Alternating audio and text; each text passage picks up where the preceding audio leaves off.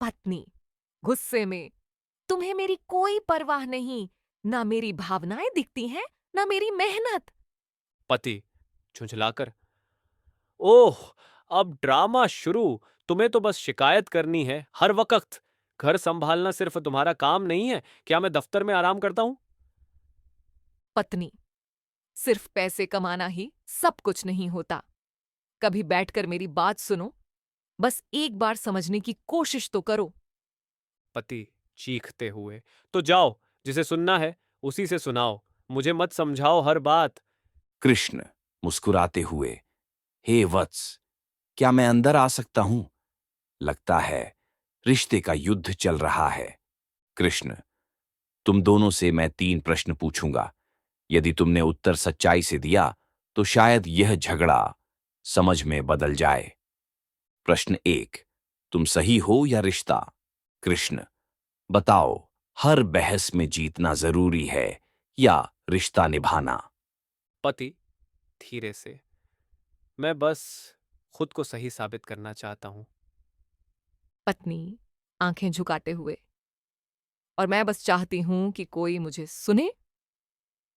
कृष्ण, सुनने से बड़ी कोई जीत नहीं होती। जब तुम सुनने लगते हो तो रिश्ता सुलझने लगता है। प्रश्न 2, तुम गिनते हो या महसूस करते हो? कृष्ण, क्या तुम एक दूसरे की कमियां गिनते हो या भावनाएं महसूस करते हो? पति, मैं अक्सर दिन गिनता हूं कि किसने क्या किया। पत्नी, और मैं यह देखती हूं कि कितनी बार इन्होंने मेरी बात अनसुनी की।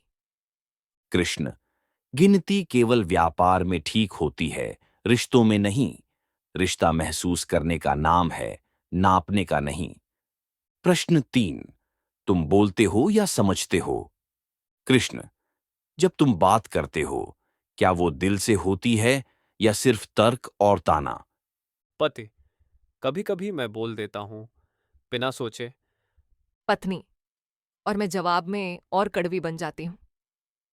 कृष्ण, रिश्तों की भाषा शब्दों में नहीं होती, भाव में होती है।